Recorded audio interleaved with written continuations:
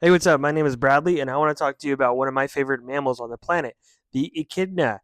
The echidna looks like a cross between a hedgehog and an anteater, but they are not even related to them. They lay eggs. They're from Australia and New Guinea, and there's a lot of really cool things about them. So I'm going to talk about them, and you're going to listen.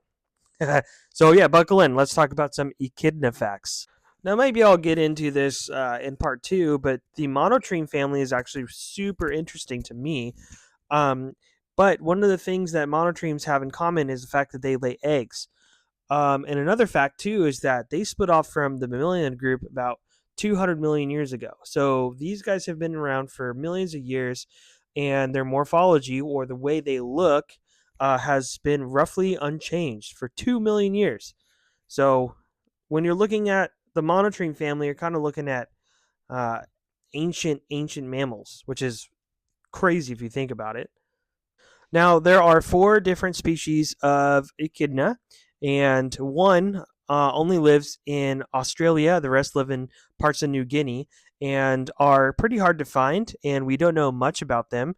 We know that they're still around, but they are all critically endangered or endangered, except for the one that lives in Australia, which is even really hard to study too because of things that we'll talk about in a second here. But just wanted to give you a little fact about that, a little background. So there you have it, four species. Now, echidnas have really long tongues and they're sticky, and they also have little spines on them that are pointed backwards, and that's to help them trap their prey. And their prey is mostly termites, ants, and larvae, bug larvae.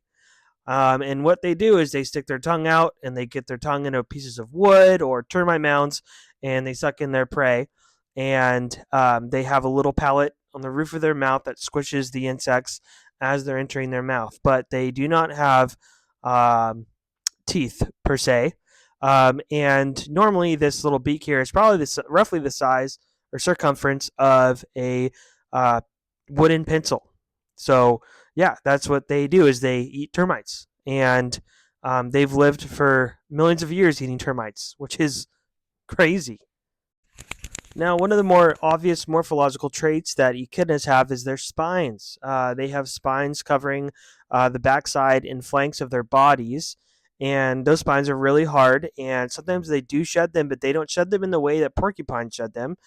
They will shed them if they break or if they get really old or they're infected. They will shed them. They're like it's like keratin. It's like the stuff that your nails and your hair are made out of. And what happens too is that when they are in need of defense, they'll hunker down maybe into a ball or even kind of anchor themselves in a log and just stay put and show those spines. And that will deter predators from trying to eat them. Now, their predators. Probably back in the day were thylacines, but now more of their predators are going to be your house cats that eat the young echidnas and dingoes, sometimes dingoes. So not only that, but they help with thermoregulation, and they do have hair in between the spines that help them with thermoregulation as well. So yeah, I've gotten to hold these guys, and they can be pretty spiny. You have to wear gloves in order to hold them. Another thing you may notice here is that they have that little nail. So that is what we call the grooming nail, and the grooming nail is actually pointed backwards.